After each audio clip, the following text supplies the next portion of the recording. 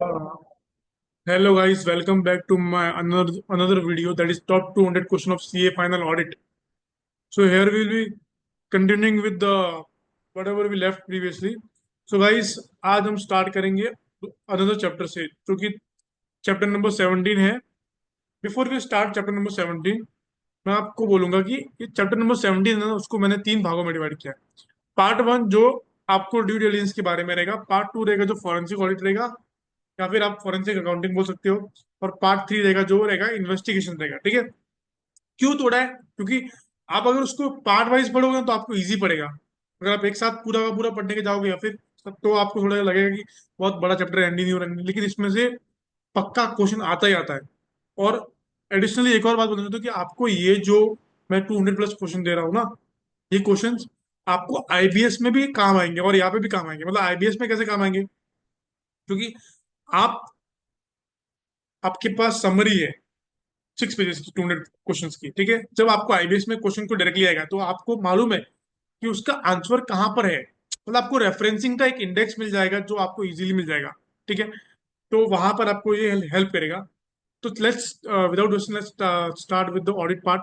तो हम लोग स्टार्ट कर रहे हैं पहला part, that is part one, that is due diligence के बारे में बात करेंगे. ठीक है. तो वहां पर हम लोग एक एक क्वेश्चन डिस्कस करेंगे. Hold on, let's start. Okay. So question number first है. फर्स्ट क्या बोलता है? What are the importance of due diligence? Due diligence की इंपॉर्टेंस क्या है? ड्यू डिलिजेंस की इंपॉर्टेंस सीधी सी बात है, आपको बताऊं ना. ड्यू डिलिजेंस करने से पहले उसके क्वेश्चन में उसका आंसर है. ठीक है. मतलब आप किसी भी इंसान, मतलब मैं बोलता हूँ किसी भी इंसान को आप जब कोर्ट अक्यूज ठहराता है तो उससे पहले उसको कंफर्म करना चाहिए ना कि किलर यही है कि नहीं है. ठीक है ना.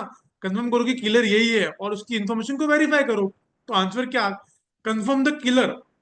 कैसे करो कंफर्म? बाय बाय उसकी इंफॉर्मेशन को गेन करके और वेरीफाई करके. तो कंफर्म किलर करो इंफॉर्मेशन को वेरीफाई करके. ठीक है. इसका answer, hold on one second. So इसका मॉड्यूल पोर्शन ये रहा, और 17 पॉइंट ये रहा. वन सेकेंड, ये. So what are the importance of due diligence? तो बोलता है कंफर्म करो. कंफर्म क्या बोला अपन ने? अपन ने एक सिंपल सी बात बोली कि कंफर्म करो किलर को. कैसे कंफर्म? उसकी इंफॉर्मेशन वेरीफाई करके. है ना. ये मैंने आपका मेमोरी ट्रिक यहाँ पे लगाते हैं. ठीक है. ये आपका मेमोरी ट्रिक यहाँ पर आ गया. ठीक है. तो बोलता है कंफर्म करो किलर को इन्फॉर्मेशन वेरीफाई करें. कंफर्म मतलब क्या? Confirm that the business is what it appears to be. Second thing क्या करो? इन्फॉर्मेशन किलर क्या करो? किलर को क्या करो? कंफर्म करो किलर को. किलर मतलब क्या? तो identify the potential deal killers, that is the defect in the private company and avoid to avoid any bad business transaction. ठीक है. और उसके बाद बोलता है उसकी इन्फॉर्मेशन वेरीफाई करके. तो बोला क्या करो? Gain information. गेन करो information that will be useful for valuing the asset, जो उसकी कंपनी के असेट को वैल्यू करने में यूजफुल रहेंगे. And define in the representation and the warranties and the price and concession की बात करेंगे. उसके बाद हम लोग बात करेंगे. और लास्ट पॉइंट क्या बोलता है? वेरीफाई करके. तो बोलता है verify that the transaction complies with the investment और acquisition criteria. Okay. So let's move to next question. Next question जो है ना, वो बोलता है what are the classification of due diligence? Due diligence के क्लासिफिकेशन क्या है? ठीक है. तो अगर आपने सीए ज्वाइन करने से पहले जब आपने सीपीडी था, ठीक है, सीपीडी का फॉर्म फाइल करते वक्त आपने अगर ड्यू डिलिजेंस किया होता तो आपको क्लासिफिकेशन ऑफ ड्यू डिलिजेंस आता. ठीक है. तो आपने फॉर्म सीपीडी किया ही है तो आपने फॉर्म फाइल किया ही है तो आपको ड्यू डिलिजेंस भी आएगा, उसके क्लासिफिकेशन भी आएंगे. तो कैसे? तो सीपीडी की फाइल, सीपीडी की फाइल. ठीक है. तो सीपीडी बोलेगा तो सी बोलेगा तो commercial and operational due diligence की बात करेंगे. ठीक है. सेकेंड ये हो जाएगा आपका, पी बोलेगा तो पर्सनल ड्यू डिलिजेंस हो जाएगा, और टी बोलेगा तो टैक्स ड्यू डिलिजेंस हो जाएगा. और उसके बाद टी के बाद एफ बोलेगा तो बोला फाइनेंशियल ड्यू डिलिजेंस, और आई बोलेगा तो इंफॉर्मेशन सिस्टम ड्यू डिलिजेंस हो जाएगा, और एल बोलेगा तो लीगल ड्यू डिलिजेंस, और ई बोलेगा तो एनवायरमेंटल ड्यू डिलिजेंस. ये आपका 5 मार्क्स जेब में. ये आपका क्वेश्चन हो गया, अनदर क्वेश्चन हो गया. ठीक है. Now let's move to third question. Third question मूव करते हैं अपन. थर्ड क्वेश्चन है कि what are the scope of financial due diligence. अपन अभी बात करें स्पेसिफिकली फाइनेंशियल ड्यू डिलिजेंस के स्कोप की बात करेंगे, ठीक है। तो उसकी भी एक मेमोरी ट्रिक बनाई है अपन ने, ठीक है। कि क्या मेमोरी ट्रिक बनाई है? उसकी मेमोरी ट्रिक है ये रही, ठीक है। तो उसको दो तरीके से, एक तो क्वेश्चन पूछ सकता है कि what are the scope of financial diligence, या फिर पूछ सकता है आपको कि what is the full fledge financial diligence का स्कोप बताओ, फुल फ्लेज या फिर नॉर्मल फाइनेंशियल, तो दोनों का आंसर एक ही है। यहाँ पे आए, आईबीएस में आए, किधर भी आया, आपका आंसर का उसका आंसर सेम ही रहेगा। तो बोला उसका मेमोरी ट्रिक ये बनाया अपन ने कि भाई, अभी एक बोलते हैं ना, एक फिक्शनल स्टोरी है कि पेटीएम है ना, पेटीएम, पेटीएम ने जब आरसीबी को अक्वायर किया था या फिर इन्वेस्टमेंट किया था उसके अंदर, तो क्या उसने उसका फाइनेंशियल ड्यू डिलिजेंस का स्कोप देखा था या फिर कितना था? देखा था या फिर कितना था? जब पेटीएम ने आरसीबी को अक्वायर किया था, इन्वेस्ट किया था, तो उसके फाइनेंशियल ड्यू डिलिजेंस का स्कोप कितना था, ठीक है। वो देखना जरूरी है। तो पी बोलेगा तो क्या, तो प्रमोटर की बात करेंगे, तो प्रमोटर का ब्रीफ हिस्ट्री और बैकग्राउंड बताओ जो कि टारगेट कंपनी के है।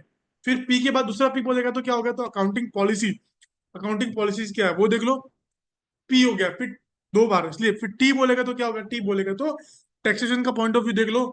फिर बोलते हैं एम बोलेगा तो क्या होगा, तो बोला मैनेजमेंट एंड एम्प्लॉयज के बारे में देख लो, उसके बाद पेटीएम हो गया। फिर आरसीबी की बात करेगा तो आर बोलेगा तो आरसीबी कौन सा वाला, यस आईपीएल वाला आरसीबी, रॉयल चैलेंजर्स बेंगलोर वाला, ठीक है। तो आरसीबी का आर बोलेगा तो रिव्यू ऑफ फाइनेंशियल स्टेटमेंट कर लो, और उसके बाद सी बोलेगा तो कैश फ्लो देख लो, और उसके बाद बोलता है कि बी है, तो बोला बी कुछ नहीं है, ठीक है। बी कुछ नहीं है, अभी आपको और कुछ ऐड करना तो कर सकते हो, बाकी बी कुछ नहीं है, ठीक है। ये आपका अनदर क्वेश्चन हो गया। अभी नेक्स्ट क्वेश्चन पे मूव करते हैं। नेक्स्ट क्वेश्चन है कि एक और अच्छा क्वेश्चन है, ठीक है। ये एक और अच्छा क्वेश्चन है जो कि बहुत बार एग्जाम में पूछा भी गया है, बहुत बार पूछा गया एग्जाम में, ठीक है। ये क्वेश्चन है कैश फ्लो के बारे में, ठीक है। तो क्वेश्चन कभी कभी क्या आता है कि एक कंपनी है, दैट इज पीबी कंपनी, ठीक है, वो किसी ऐसी कंपनी में इन्वेस्टमेंट करना चाहती है, ठीक है। तो और उसको देखना है कि भाई जो दूसरी कंपनी है, क्या वो अपनी कैश जनरेटिंग कैश रिक्वायरमेंट को मीट कर पाएगी कि नहीं कर पाएगी, वेदर।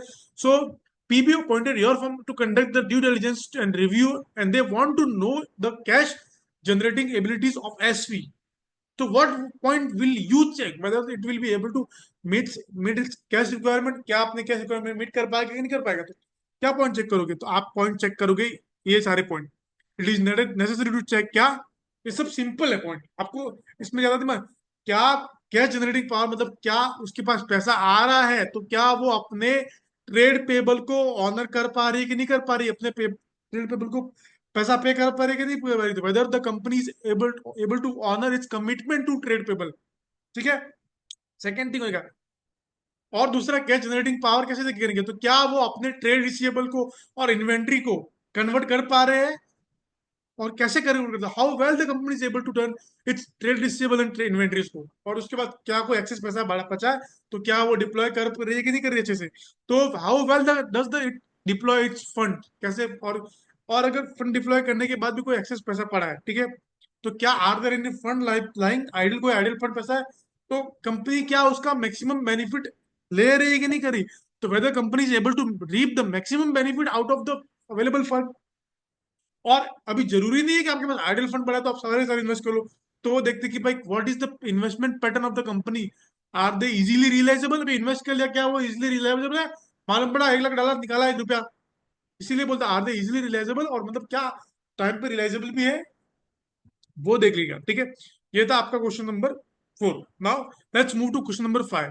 तो अपन क्वेश्चन नंबर 5 की तरफ मूव करेंगे, तो उसमें क्या बोलते हैं, उसमें बोलता है कि क्या state what areas you may analyze to ensure the asset are not overvalued। जब आप इन्वेस्टमेंट करने जा रहे हो किसी कंपनी में, ठीक है, तो आप कौन से ऐसे एरियाज देखोगे कि आप कंफर्म करो कि भाई एनालाइज कर पाओ कि असेट है ना वो ओवर वैल्यूड नहीं है, ठीक है।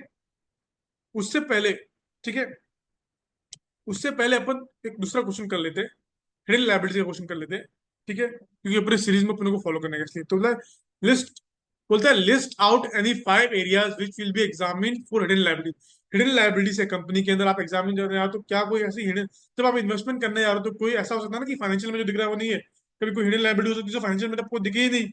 तो मुझे बोलता है कि क्वेश्चन पूछता है कि list out any area 5 areas बताओ, ठीक है।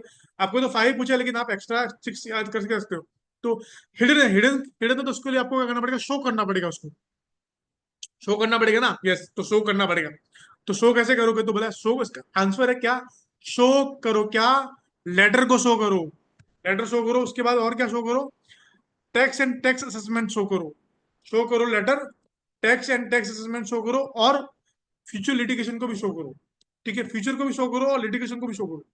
यह आपका मेमोरी ट्रिक है, यह आपका मेमोरी ट्रिक है। ठीक है, टैक्स असेसमेंट को शो किया, टैक्स एंड टैक्स असेसमेंट को शो किया, और आपको फ्यूचर लिटिगेशन को भी शो करना है। तो क्या शो करना है, हिडन लायबिलिटी है तो शो करो, शो टैक्स, शो लेटर, फिर टैक्स एंड टैक्स असेसमेंट को शो करो, एंड फ्यूचर को भी शो करो, एंड लिटिगेशन को भी शो करो। ठीक है, ये आपका आंसर होगा। तो क्या, तो बोला पहले करो शो, शो मतलब क्या, तो द कंपनी में not have shown any propose notice, होगा उसको शो नहीं किया रहेगा तो उसको अकाउंट फॉर करो। सेकंड थिंग क्या रहेगा, लेटर, मतलब लेटर ऑफ कंफर्ट कुछ रहेगा तो कंपनी ने छुपा के रखा रहेगा तो कंपनी को उसको शो करना जरूरी है, वो भी चेक कर लो आप लाइबिलिटीज के एरियाज। ठीक है, फिर टैक्स की बात करेंगे तो कोई डायरेक्ट टैक्स, टैक्स लाइबिलिटीज आ रही है किसी के अंदर, अंडर डायरेक्ट या इनडायरेक्ट टैक्स के अंदर, वो चेक कर लो। उसके बाद टैक्स असेसमेंट की बात करेंगे तो क्या कोई लॉन्ग पेंडिंग टैक्स असेसमेंट पड़ा है, वो भी एक हिडन लाइबिलिटी हो सकता है, क्योंकि क्या पता उसका फेवर अपने अगेंस्ट में आ जाए तो। और उसके बाद टैक्स असेसमेंट के बाद फ्यूचर देख लो, उसका फ्यूचर भी देख लो ना भाई, फ्यूचर बोले तो क्या कोई फ्यूचर लीज लायबिलिटी है, वो भी देख लो। और उसके बाद क्या कोई लिटिगेशन है क्या जो अनरिजॉल्व है, अनरिजॉल्व लेबल लिटिगेशन। ये सारे हिडन लायबिलिटीज के एग्जांपल्स आप याद रख के जा सकते हो। ये भी बहुत बार पूछा जा सकता है क्वेश्चन। और let's move to next question. Next question है, state what areas you may analyse to ensure the asset are not over. आप कौन से एरियाज देखोगे कि भाई असेट जो है ना वो ओवर वैल्यूड नहीं है। तो सिंपल सी बात है, असेट है ना वो अपनी वैल्यू से ज्यादा वैल्यूड नहीं है। ठीक है, तो उसके लिए आप देखोगे, अपन एक सीरीज फॉलो करते हैं। ठीक है, अपन असेट को तीन भागों में डिवाइड करते हैं। पहले असेट होता है करंट असेट, होता है मतलब फिक्स असेट, करंट असेट, या फिर इन्वेस्टमेंट, या फिर फिक्स असेट, इन्वेस्टमेंट, या फिर करंट असेट। अपन स्टार्ट करते नीचे से, स्टार्ट करते नीचे से, मतलब अपन स्टार्ट करेंगे करंट असेट से। अपना आंसर वही है, करंट असेट बोलेगा तो करंट असेट में तीन चीज होती है मेजरली। क्या होती है, ट्रेड रिसीवेबल्स होता है, इन्वेंट्री होती है, और cash and cash. Cash and cash कौन कहता है, अभी कैश की तो वैल्यू वही होती है ना, कैश की वैल्यू क्या आप करोगे, तो कैश इसमें से निकल गया, आपके पास दो बच गया, ट्रेड रिसीवेबल बच गया, और आपके पास इन्वेंट्री बच गया। तो दो पॉइंट हो गया आपके। ट्रेड रिसीवेबल की बात करेंगे तो क्या कोई अनकलेक्टेबल एंड अनकलेक्टेड या फिर अनकलेक्टेबल ट्रेड रिसीवेबल है, वो चेक करो। सेकंड थिंग, दूसरा करंट रिजल्ट क्या चेक करोगे, आप इन्वेंट्री चेक करोगे तो क्या कोई स्लो मूविंग या नॉन मूविंग इन्वेंट्री है, या फिर कोई ऑब्सोल्यूट इन्वेंट्री है, क्या कोई इन्वेंट्री को वैल्यू किया उसकी एनआरवी से ज्यादा पे, तो वो आपको चेक करना है। ठीक है, सेकंड ये हो गया ओवरऑल। थर्ड पर देखोगे, दो करंट एसेट हो गया। अभी आपको बात करना है फिक्स एसेट की बात करना है, तो फिक्स एसेट की बात करेंगे तो क्या कोई प्लांट एंड मशीनरी है, क्या वो ऑब्सोलेट हो गई है। ठीक है, and there appears the asset which asset value which have been impaired due to the sudden fall in the market की वजह से, तो क्या उसको अकाउंट फॉर किया है कि नहीं किया।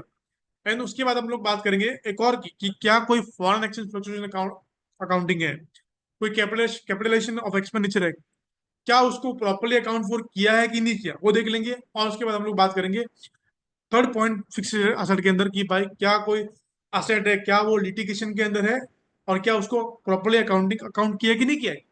तो litigated assets or asset and property की बात करेंगे, वो चेक कर लेंगे हम लोग। ठीक है, और एक और रहेगा लास्ट पॉइंट जो इन्वेस्टमेंट के द्वारा, investment carried at cost through realisable value, though realisable values much lower, क्या कॉस्ट पे उसको अकाउंट किया है इवन दो उसकी रियलाइजेबल वैल्यू बहुत कम है। ठीक है, ये आपका क्वेश्चन हो गया। तो आपका दो करंट असेट देखोगे, तीन फिक्सर का पॉइंट देखोगे, और एक इन्वेस्टमेंट का पॉइंट देखोगे, तो आपका क्या होगा, 6 पॉइंट हो गए इसके बारे में। ठीक है, now now let's move to the last question. अभी लास्ट क्वेश्चन मैंने बनाया है, आपको याद रखना है कि रख सकते हो, बट इट्स आई थिंक अच्छी बात है, आपको पूरा चैप्टर आपका कवर हो जाएगा, इसीलिए आई थिंक आपको याद रखना है तो बहुत ही अच्छा हो जाएगा।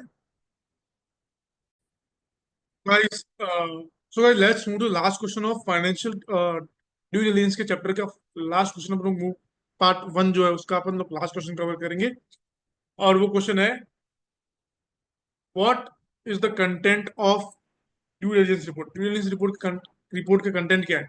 तो content of due diligence report कुछ नहीं है भाई, सिब्बो असेट लायबिलिटीज है ना, is a content of DD report. CIBBO asset liability is a content of DD report. CIBO asset liability is a content of report. CIBO means what, C means summary, कौन सी summary, executive summary. I बोलेगा तो introduction देगा, B बोलेगा तो क्या रहेगा, background, तो टारगेट कंपनी रहेगा, बी बोलेगा तो ब्रीफ हिस्ट्री ऑफ कंपनी रहेगा, और उसके बाद ओ बोलेगा तो क्या होगा, ऑब्जेक्टिव ऑफ ड्यू डिलिजेंस का ऑब्जेक्टिव सिब्बो हो गया। और असेट लायबिलिटीज की बात करोगे तो assessment of valuation of asset and assessment और लायबिलिटी बोलेगा तो assessment of valuation of liabilities, assessment of financial liabilities की बात करेंगे, ठीक है। और ऐसे ही अपन लोग ने पार्ट वन कवर कर लिया है। Part, I think screen share was not, so let's do it again. Last question था, तो लास्ट क्वेश्चन था इसके बारे में कि what is the content of due diligence report. Due diligence report की कंटेंट का कंटेंट क्या है, तो सीधी बात है, सिबो asset liabilities is a content of DD report, ठीक है। सिबो मींस एग्जीक्यूटिव समरी, एस हो जाएगा। और उसके बाद आपका आई बोलेगा तो इंट्रोडक्शन हो जाएगा, बी बोलेगा तो background of the target company, B बोलेगा तो फिर से brief history of the company, O बोलेगा तो ऑब्जेक्टिव ऑफ ड्यू डिलिजेंस क्या ऑब्जेक्टिव है, उसके बाद असेट लायबिलिटी बोलेगा तो assessment of valuation of asset and assessment of financial liabilities की बात करेंगे तो इट इज लायबिलिटीज, ठीक है। ये आपका क्वेश्चन हो गया part one of the DD, that is chapter number 17 का पार्ट वन हो गया। पार्ट टू और पार्ट टू थ्री बनाऊंगा मैं। अब पार्ट वन को अच्छे से पढ़ लो। और एडिशनली मैं आपको बोलना चाहता हूँ कि आपको ना ये जो समरी बना के दे रहा हूँ ना आपको, नॉट ओनली इन ऑडिट, ये आपको पेपर नंबर 6 में भी काम आएगा, आईबीएस में भी। मैंने खुद ने यही रेफर किया था।